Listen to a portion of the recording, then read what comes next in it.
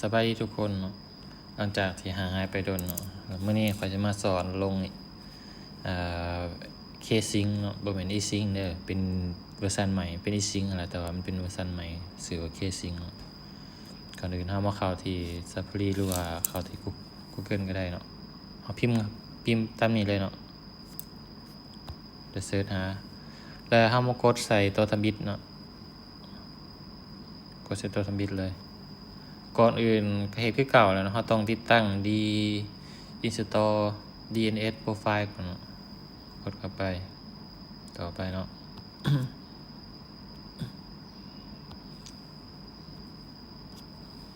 มาเข้าที่ตั้งค่าแล้วมันสิขึ้นว่าดาวน์โหลดโปรไฟล์แล้วเนาะเอากดเข้าไปเลยกดติดตั้งตัวนี้มันจะให้ใส่รหัสผ่านกดเข้าติดตั้งต่อไปเลยเนาะหลังจากนั้นกดเสร็จสิ้น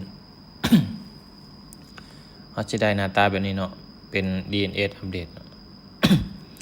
หลังจากเราติดตั้งแล้วเนาะเรามาเข้าที่เว็บไซต์คือเก่า หรือว่าเราสิดาวน์โหลดตัวนี้ไว้ก่อนก็ได้เนาะดาวน์โหลดตัวที่ว่ามันให้ดาวน์โหลดนี้ตัวที่2นี่เนาะกดเข้าไปดาวน์โหลดก่อนก็ได้ดาวน์โหลดเครดิตเขาเจ้าอะไรมันแหละดาวน์โหลดไว้เนาะแล้วเราเลื่อนลงมาตัวที่ลุ่มสุดเลยก็ได้เนาะนี่เนาะตะกี้มันสิชื่อว่า async เนาะแต่เดี๋ยวนี้มันเปลี่ยนชื่อมาเป็น ksync เนาะเราสามารถ ดาวน์โหลดได้เนาะแต่โทรศัพท์แต่ละเครื่องของแต่ละคนนี่มันสิบ่คือกันบางคนก็ดาวน์โหลดตัวที่1นี้ได้เนาะบางคนก็บ่ได้เราต้องมาเลือกดาวน์โหลดตัวที่มันได้เนาะเราก็ดาวน์โหลดไปเลยดาวน์โหลดไปเลยจนกว่ามันจะได้เนาะเดี๋ยวค่อยสิดาวน์โหลดตัวที่1แล้วให้เบิ่งว่ามันสิได้บ่เนาะถ้ามันบ่ได้เราก็สิมันสิขึ้นอยู่นี่เนาะมันสิเป็นกาว่าเข้าไปบ่ได้เนาะแต่สำหรับของข้อยมันตัวที่1ก็ได้เนาะหลังจากเราติดตั้งแล้วเราสิบ่สามารถเข้าได้เนาะเรากดไปเข้ามันสิเข้าบ่ได้แบบนี้ เข้าไปบ่ได้เราต้องมาเข้าที่ตั้งค่าเนาะก่อนอื่นเราต้องเข้าที่ตั้งค่าเข้าไปตัวไปเลื่อนลงมาเนาะเลื่อนลงมาจัดการ VPN และอุปกรณ์นี่กดเข้าไปเนาะและเราสังเกตเบิ่งตัวหลุมชุดนี้แล้วเรากดเข้าไปเลยและกดเสือถือเนาะเสือถือตัวนี้หลังจากนั้นมันสิปิดเครื่องเนาะหลังจากนั้นมันสิเฮ็ดให้อุปกรณ์เราปิดเดี๋ยวค่อยสิกดเข้าไปหลังจากนั้นมาพอกันตอนนั้นมันแล้วเนาะหลังจากที่เราเปิดเครื่องขึ้นมาแล้วมันสิให้ติดตั้งมีแต่มันสิให้ปัดหน้าขึ้นไปเนาะปัดหน้าขึ้นไปแล้วติดตั้งกดใส่รหัสแล้วก็ติดตั้งหลังจากเราติดตั้งแล้วเรามากดเข้าเบิ่งเนาะนี่หน้าตาแบบใหม่มันสิเป็นประมาณนี้เนาะ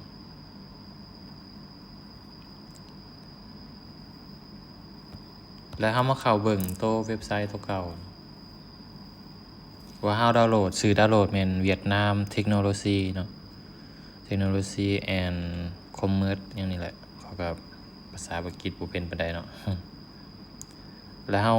มาสังเกตเบิ่งตัวนี้เนาะตัวเวียดนามเทคโนโลยีแล้วเรามาเข้าตัวอีซิงเนาะแล้วมา import ไฟล์ตัวที่ว่าเราดาวน์โหลดก่อนหน้านี้เนาะ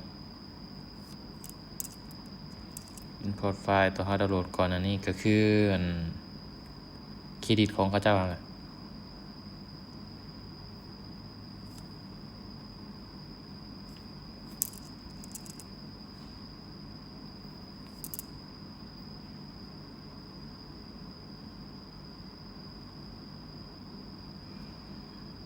ลืมบ่นดาวน์โหลดไว้เลยเนาะเดี๋ยวเรามาดาวน์โหลดใหม่เนาะ ดาวน์โหลด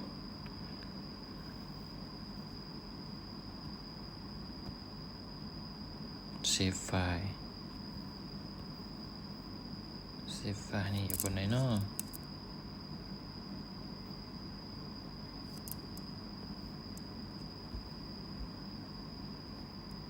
เดี๋ยวหาบนดาวน์โหลดก่อนรู้ว่าอยู่บนไหนเนาะ ลืมอ่ะ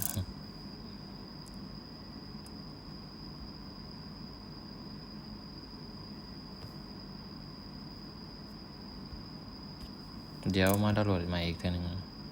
มาบันทึกไปอะไรก็ได้เนาะบันทึกไปที่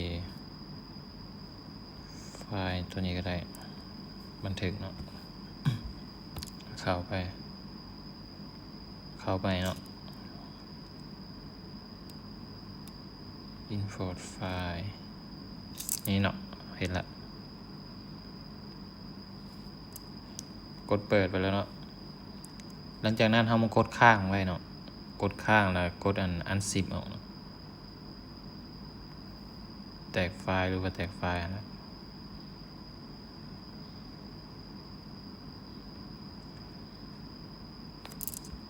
แล้วเรามากดเข้าตัวที่มันแตกไว้นี่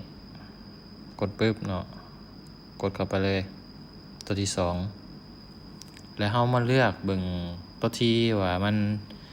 เราได้ใช้ว่ามันสังเกตคือกับมันตัวที่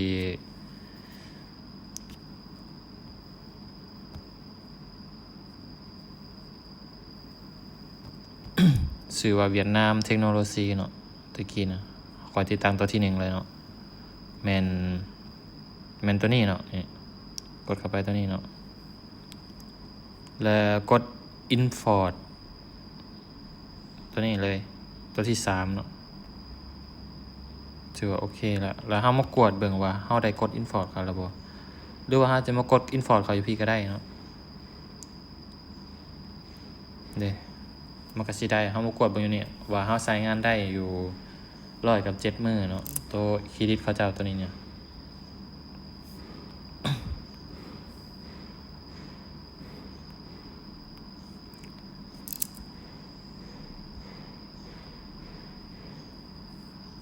หลังจากนี้เนาะค่อยสิมาสอนเกี่ยวกับการติดตั้งไฟล์ IPA เนาะบัดนี้เนาะแล้วมากดคือเก่านะ import ไฟล์เข้าไปมื้อนี้มันค่อยสิมาติดตั้งตัวYouTube Premium เนาะแม่นบ่เสียเงิน import ไฟล์เข้าไปเนาะหลังจากนั้นให้เฮากดข้างเนาะกดข้างแล้วกดตัวที่1เนาะแล้วกด import to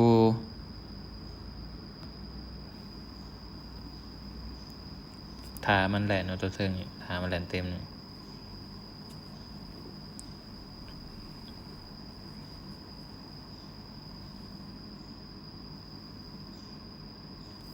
หลังจากนั้นเฮามากดที่ตัวที่2นี่เนาะแถบทองหลุมตัวที่2นี่แล้วมันสิขึ้นว่า YouTube นี่เนาะนี่มันสิขึ้นอยู่ว่า YouTube ให้กดเข้าไปตัว YouTube เลยให้กดเข้าไป Sign เนาะ and install กดเข้าไปเลยเนาะ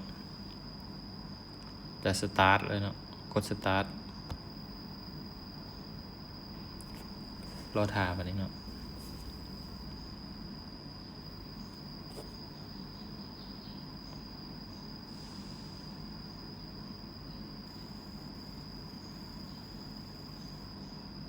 แล้วกดติดตั้งเลยเนาะ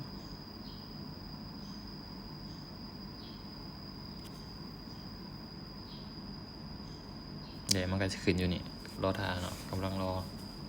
ท่ามันติดตั้งแล้วเราก็สามารถใช้ได้เลยเนาะ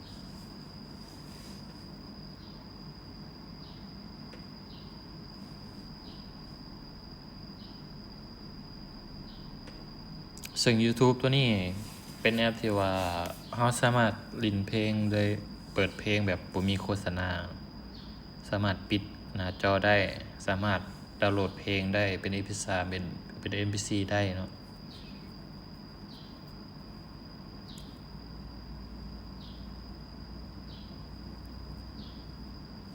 รอท่าเบิ่งเนาะเพราะว่าโทรศัพท์ช้า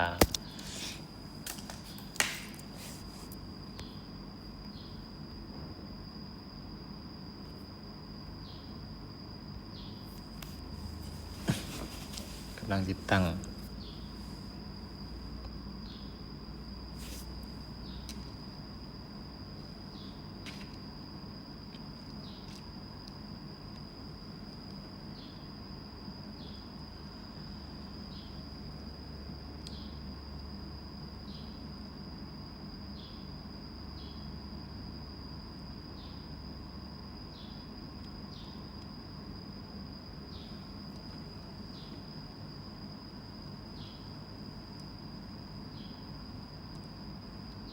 นี่เนาะติดตั้งแล้วมันสิเป็นหน้าตาประมาณนี้มันจะขึ้นแบบนี้เลยมันสิบ่ขึ้นว่าให้ดาวน์โหลดเติมอีกเนาะถ้าติดตั้งได้สำเร็จกดเข้าไปว่ามันใช้งานได้บ่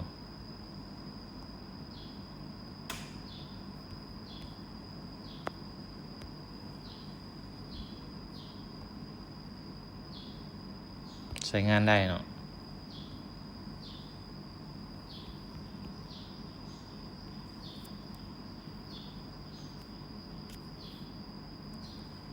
ถือว่าขอจบเนาะถ้าผู้ใดมีปัญหาหยังให้คอมเมนต์เลยเด้อเดี๋ยวสิตอบเดี๋ยวสิกลับไปตอบ